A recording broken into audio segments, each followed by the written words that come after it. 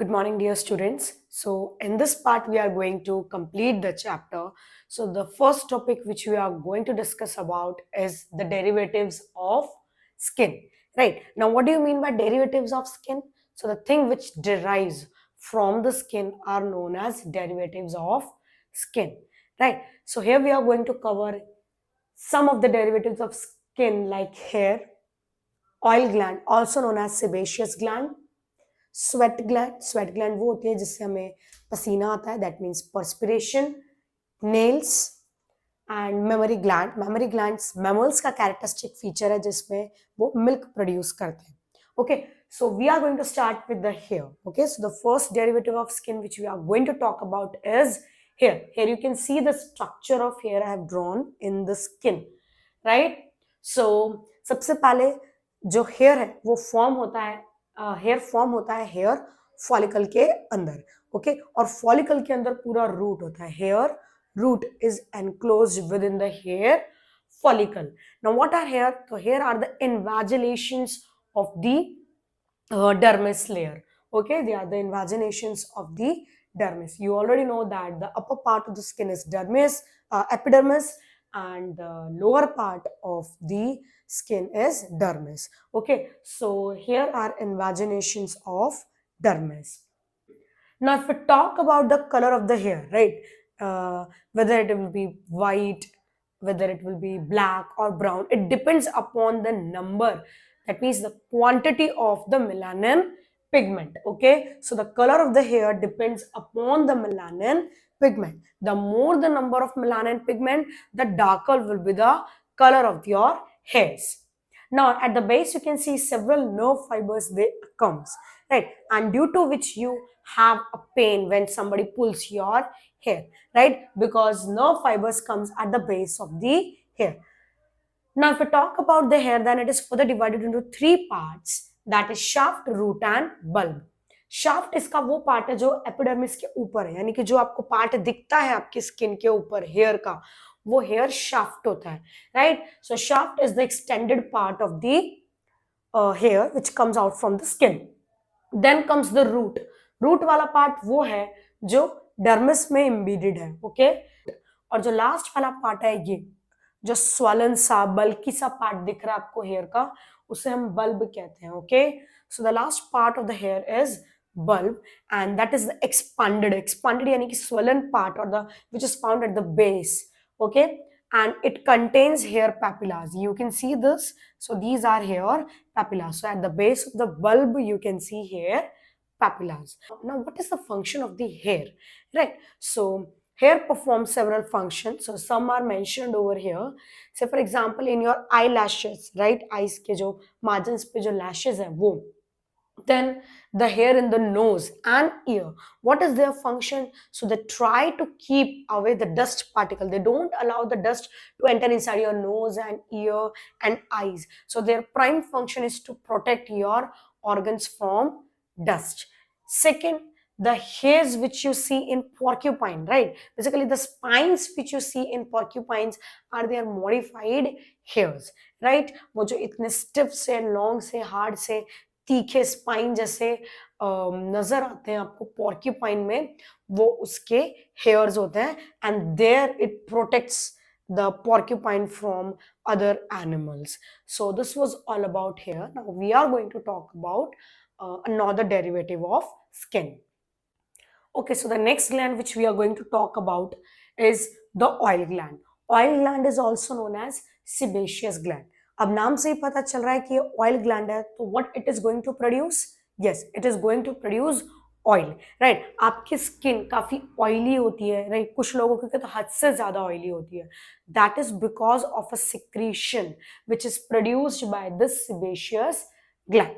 Okay, so ये जो gland है ये हेयर फॉलिकल के साथ ही ओपन होती है, ठीक है, एंड ये एक ऑयली सिक्रीशन प्रोड्यूस करती है. उसके दो रोल्स हैं. फर्स्ट, ये एक वाटरप्रूफ लेयर बनाती है, सो दैट क्या हो, ज्यादा ही वाटर लॉस आपकी स्किन से in the form of evaporation ना हो, राइट. अदरवाइज बॉडी को डिहाइड्रेशन हो जाएगा अगर ज्यादा वाटर लॉस हो जाएगा. सो ये ऑयल की स्किन और ऑयल की लेयर क्या करती है, आपकी स्किन के ऊपर एक पूरी कवरिंग बना देती है ताकि एक्सेस वाटर लॉस ना हो. सेकेंड इसका जो रोल है, ये ड्राइनेस को रिड्यूस करता है, आपकी स्किन को मॉइस्ट एंड ऑयली रखता है. Basically it is more active in the summer season, right. इसी के साथ कुछ लगती प्रॉब्लम्स है ऑयल ग्लैंड से लगती है, जैसे कि pimples, acne and blackheads, which is very common. Okay, and the third gland which we are going to talk about is our sweat gland. Sweat gland produces sweat.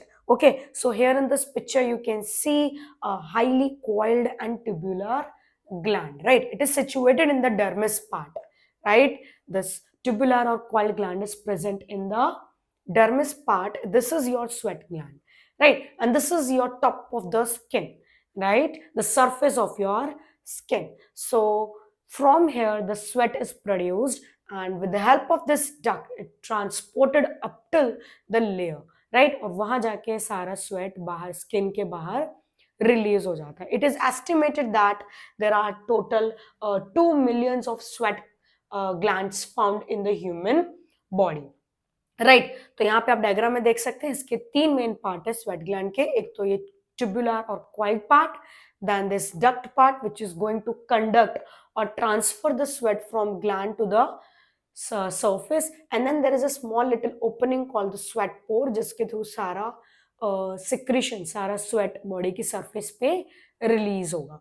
Okay, and if I talk about the sweat कि sweat के अंदर क्या क्या present है, so your sweat contain NaCl. NaCl means salt. So 0.2 to 0.5% of salt is present in your sweat. 99% इसमें water है. A little amount of urea is also there, that is 0.08%. And इसी की वजह से sweat में एक odor, एक smell आता है, because urea has a very pungent smell. And a little amount of lactic acid is also present in the sweat. So these are the compositions or components of the sweat. And what is the role of the sweat? What is the function? So sweating allows you a cooling effect, right?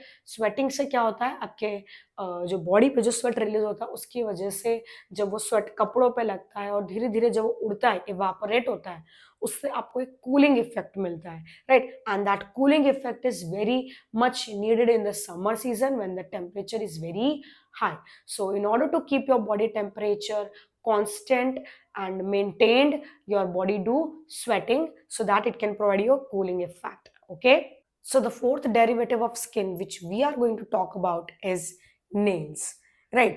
ये जो structures आपको अपने fingers पे नजर आते हैं, ये nails हैं, राइट. इसका मैंने जो साइड व्यू दिखाया है यहाँ पे डायग्राम में, यू कैन सी ये जो ऊपर वाला थिन लेयर है ये आपका नेल प्लेट है, यानी कि ये आपका नेल है, राइट. उसके एग्जैक्ट नीचे नेल का बेड पार्ट होता है, ओके, और पीछे की तरफ बेस पे मैट्रिक्स का. नाउ एक्चुअली नेल्स है क्या? सो नेल्स तो हार्ड पार्ट है, and they are dead, and they are made up of keratinous protein, right? They are made up of keratin protein. They are keratinous structure and they're dead and outer part. Okay, nails grow कैसे होता है? So they grow from the root part which lie below the skin, right? And at the base of the nail. अगर मैं उसके parts की बात करूं, so there are 3 parts of the nail, which is nail plate, nail bed, उसे nail root भी कहा जाता है, and nail matrix. Right, here in the diagram also you can see nail plate जो कि top पे situated है, right? ये बना होता है hard outer part है और ये dead keratinized cell का बना है. उसके exact नीचे you can see nail bed, also known as nail root. So it is present below the plate. Okay, और यहाँ पे आप देखोगे ये जो skin का part है उसके exact नीचे matrix है, right? So matrix is present below the skin surface at the base of the nail. So these are the 3 main parts of the nail. Now we are going to talk about the 5th derivative of the skin, that is the mammary gland. Now it is the characteristic feature of mammals, right? जो mammals होते हैं, animal kingdoms में जो mammals होते हैं, उनका एक characteristic feature है कि उनके पास milk gland यानी कि mammary gland present होती है. ये है क्या? So basically it is a modified sebaceous gland. Right. In nursing females, nursing female यानी कि जो मदर्स होती है, immediately after pregnancy it starts to give rise to the milk, यानी कि these glands helps to secrete the milk in nursing females.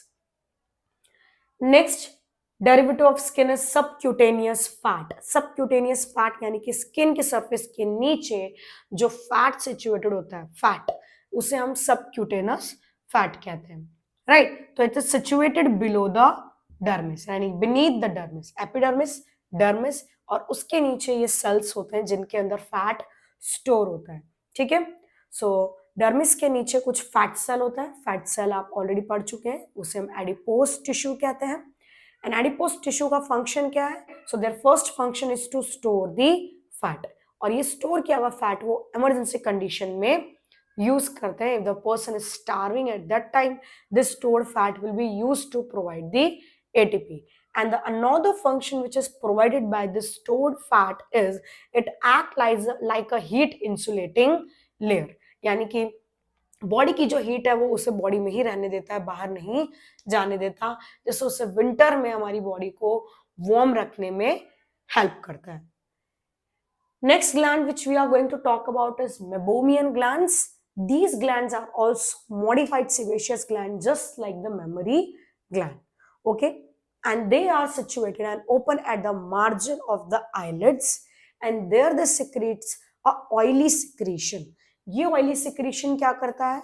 It prevents the overflow of tears, यानी कि आंसुओं को बहने से रोकता है। Eighth derivative of skin which we are going to talk about is ceruminous gland. Ceruminous gland आपके कान के अंदर होती है, ये जो आपका ऑडिटरी कैनाल है, there it is located, and just like mammary gland, meibomian gland, it is also a modified sebaceous gland. It secretes earwax. आपके कान में जो येलोइश ब्राउनिश सिक्रीशन निकलता है ईयरवैक्स, जिसे हम सेरुमिन कहते हैं, वो ये ग्लैंड बनाती है, राइट।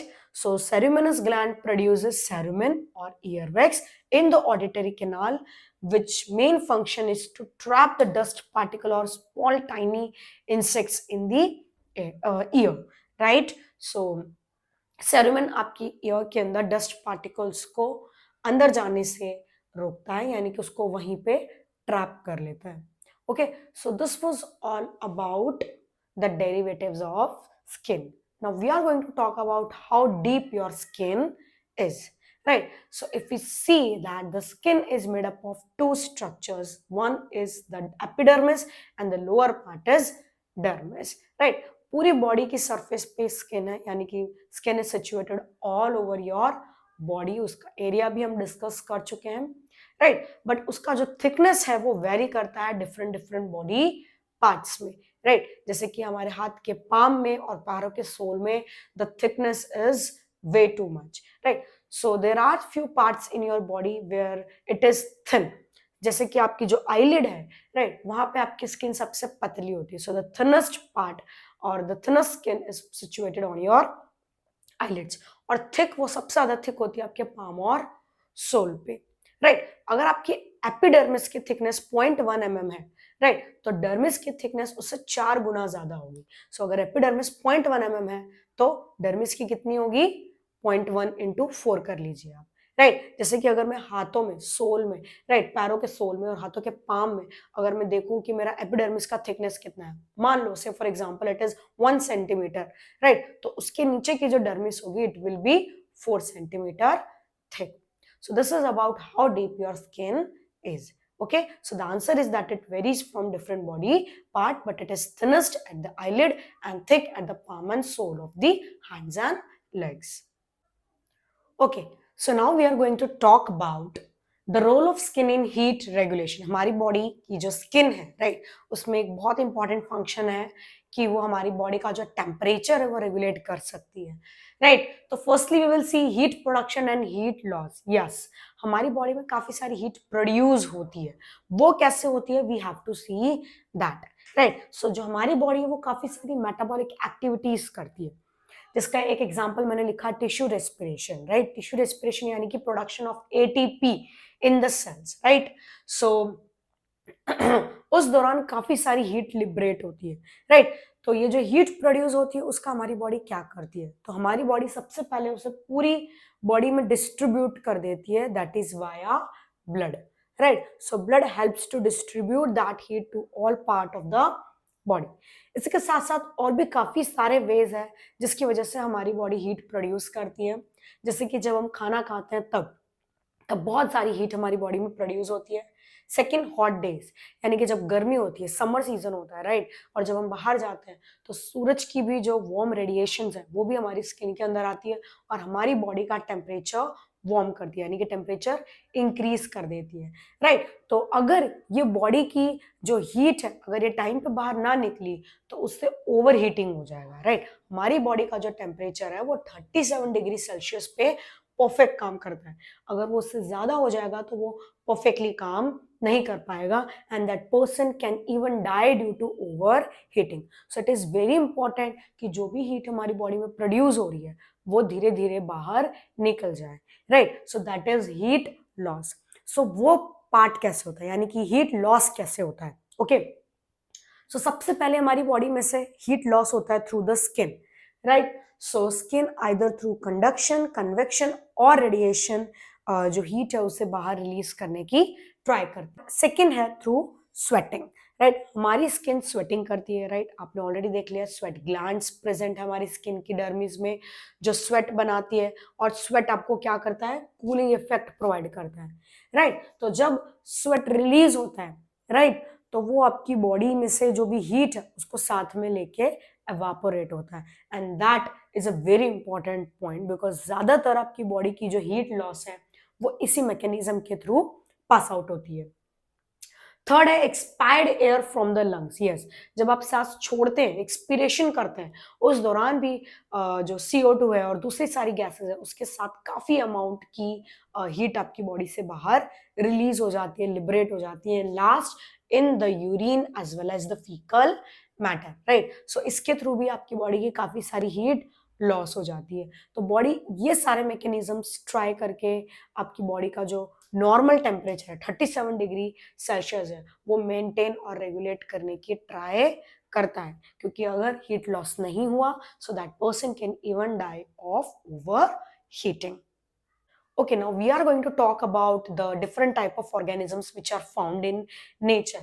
एक कैटेगरी ये है जिसे हम कोल्ड ब्लडेड एनिमल्स कहते हैं या पोइकिलोथर्मिक एनिमल्स कहते हैं, और दूसरी कैटेगरी ये है जिसे हम वार्म ब्लडेड एनिमल कहते हैं या होम्योथर्मिक एनिमल्स कहते हैं। दोनों में डिफरेंस क्या है, तो आपको पता ही है सीजन चेंज होते रहते हैं, समर, विंटर, ऑटम, रेनी एक्सेट्रा, राइट। तो ये जो ऑर्गेनिज्म है इनके जो सराउंडिंग में जब टेम्परेचर चेंज होता है, राइट, जैसे विंटर में टेम्परेचर क्या हो जाता है, बहुत ही ज्यादा कूल, राइट, गिर जाता है, और समर्स में टेम्परेचर क्या हो जाता है, बहुत ही ज्यादा इंक्रीज हो जाता है। तो ये जो ऑर्गेनिज्म है ये सराउंडिंग के टेम्परेचर के साथ अपनी बॉडी का टेम्परेचर कॉन्स्टेंट नहीं रख पाते हैं, right. So they can not regulate there body temperature. Surrounding के साथ साथ उनके बॉडी का इंटरनल टेम्परेचर भी वैरी होता जाता है, और इसी रीजन से ये सारे एनवायरनमेंट में सरवाइव नहीं कर पाते और ये एस्टिवेशन या तो हाइबरनेशन शो करते हैं। So the organism who belongs to this category are fishes, amphibians, reptile and invertebrates. इन्हें हम एक्टोथर्म भी बुलाते हैं, okay. Whereas this side you can see homeothermic or warm-blooded animal. Now these organisms can regulate their body temperature, right, irrespective of the temperature or their surrounding, right. ये अपनी body का जो temperature वो maintain कर सकते हैं। जैसे कि यहाँ पे ह्यूमंस की बात की है, ह्यूमंस की बॉडी 37 डिग्री सेल्सियस पे परफेक्ट वर्क करती है, राइट। तो ह्यूमंस की बॉडी कुछ भी करके ये टेम्परेचर रेगुलेट कर लेती है, भले वो विंटर सीजन हो या समर सीजन हो या कोई भी सीजन हो, so that they can survive in all the seasons, right. और इनके बॉडी का टेम्परेचर कॉन्स्टेंट रहता है, it does not change with the surrounding, right. And hence यहाँ पे बर्ड्स आते हैं, aves and mammals, and hence they are called endotherms organisms, okay. So in this video we are going to talk about the advantages of the constant body temperature. We have seen कि जो humans हैं, aves हैं, mammals हैं, वो अपनी body का temperature regulate कर सकते हैं, अपनी body का temperature constant रख सकते हैं। So what is the use of it? What is the advantage, right? So that organism can remain active throughout the day or year, यानी कि अगर हम हमारी बॉडी का टेम्परेचर कांस्टेंट रख सकते हैं तो वो साल के सारे दिन ऑर्गेनिज्म क्या रहेगा, एक्टिव रहेगा, right. That means this property helps the organism to remain active throughout the year. Second, that organism can continue to feed throughout the year, यानी कि उसे कॉन्स्टेंटली वो फीड कर सकता है। कुछ ऑर्गेनिज्म में नेचर में ऐसे होते हैं जो सिर्फ समर में एक्टिव होते हैं, कुछ ऐसे होते हैं जो सिर्फ विंटर में एक्टिव होते हैं। जैसे फ्रॉग का अगर मैं एग्जांपल लूं, फ्रॉग आपको सिर्फ कौन से सीजन में नजर आता है?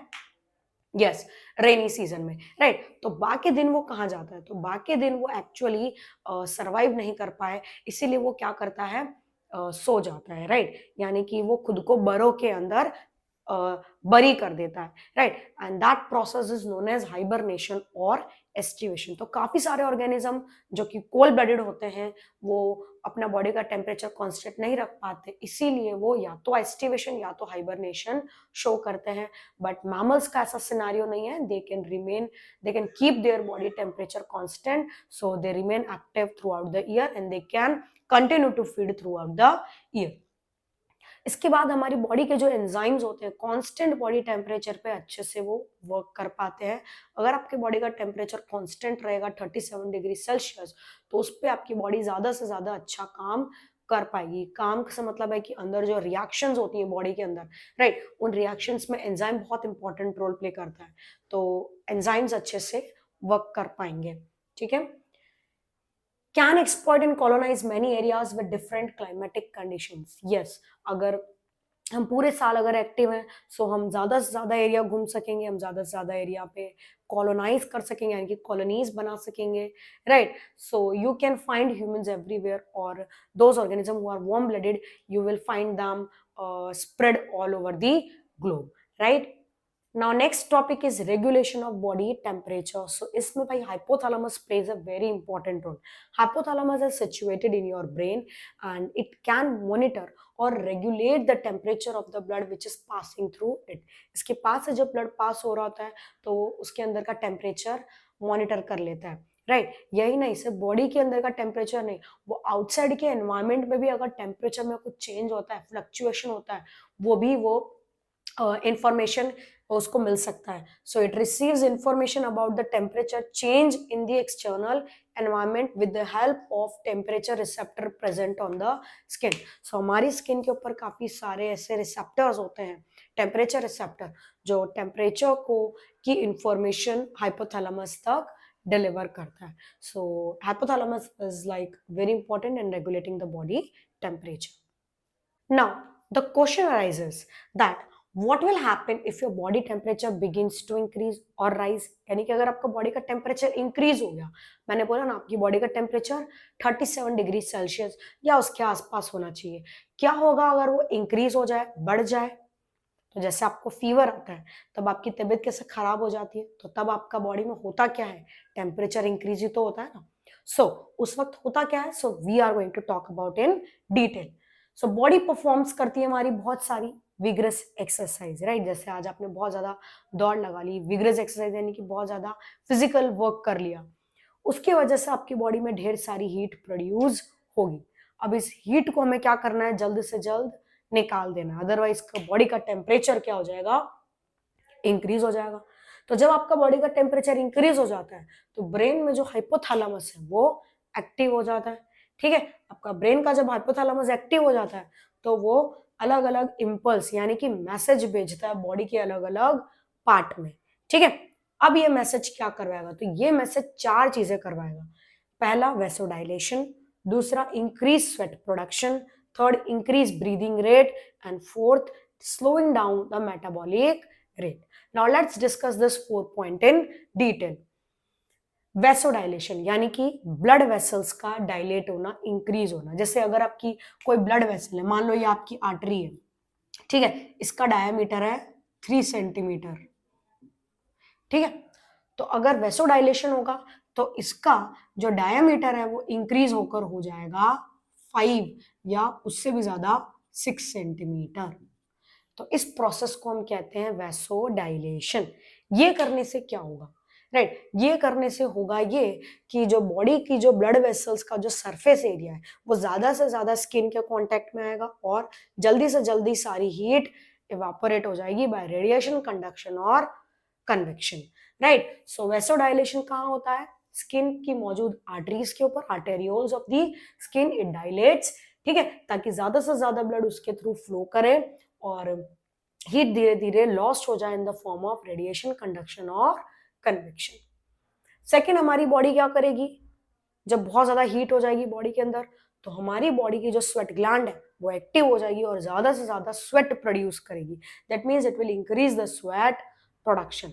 अब ये स्वेट क्या करेगा, ये स्वेट करेगा हमारे हीट को इवापोरेट, यानी कि जब स्वेट इवापोरेट होगा तो उसके साथ साथ हीट भी बॉडी की इवापोरेट हो जाएगी and sweating will give you cooling effect. इन चारों में से सबसे मेन पॉइंट यही है, यानी कि ज्यादातर हीट आपकी बॉडी इसी फिनोमेना, इसी मेथड को यूज करके लॉस करती है। ठीक है। थर्ड है, it will increase your breathing rate, यानी कि आप तेज तेज सांस लेने लग जाओगे। राइट, जब भी आप कोई फिजिकल एक्टिविटी करते हो ऑटोमेटिकली आपकी ब्रीदिंग रेट फास्ट हो जाती है। राइट, तो उससे क्या होगा, जब आप सांस छोड़ोगे, एक्सपिरेशन करोगे, तो काफी सारी हीट आपके नोज और माउथ से भी बाहर आएगी। एंड लास्ट है slowing down the metabolic rate, यानी आपकी बॉडी के अंदर जो एक्टिविटीज चल रही है, मेटाबॉलिक एक्टिविटीज, उसे हम थोड़ी देर के लिए कम कर देंगे, क्योंकि वो भी क्या करती हैं, वो भी टेम्परेचर बढ़ाती हैं और अभी टेम्परेचर ऑलरेडी इंक्रीज है, हमें चाहिए उसे कम करना। राइट, तो कम करने के लिए हमारी बॉडी कुछ देर के लिए मेटाबॉलिक रिएक्शंस, एक्टिविटीज का रेट क्या कर देगी, कम। ठीक है। सो ये सारे मैकेनिज्म करके आपका हाइपोथैलेमस अलग अलग बॉडी के पार्ट्स में ये सारी एक्टिविटीज करवाता है, so that it can get back the constant body temperature. Okay, so now let's see what happens on a warm day. Warm day यानी समर्स में। राइट, समर्स में जब टेम्परेचर इतना ज्यादा होता है, एक्सटर्नल टेम्परेचर, तब हमारी बॉडी किस तरीके से अपना बॉडी का जो इंटरनल टेम्परेचर है वो कांस्टेंट रखती है। And we will also see how our body right regulates its temperature in the cold, यानी कि during winters how our body tries to keep its internal body temperature constant.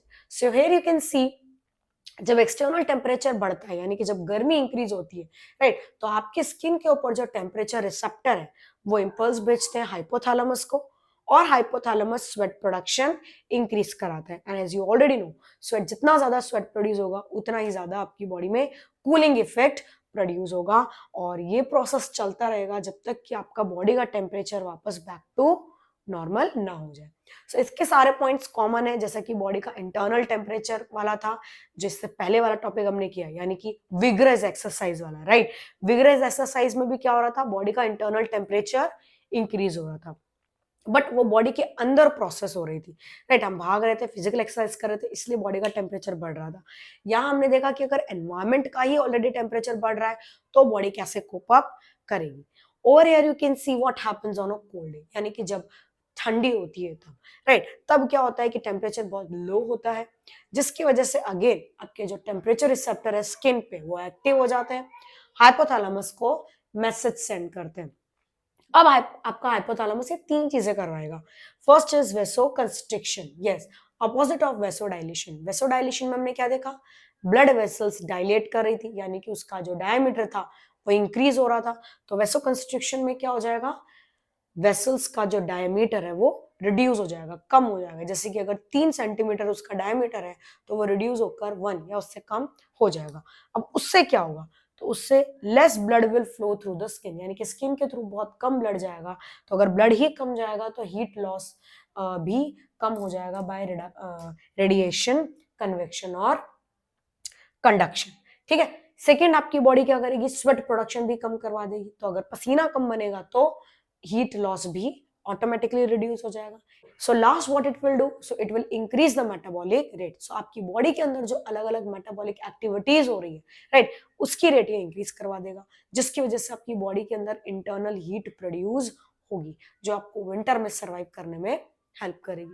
Right, so this was all about chapter number 15, skin structure and function. I hope you like this video. Please don't forget to like, share and subscribe my channel. Thank you so much. Love you all.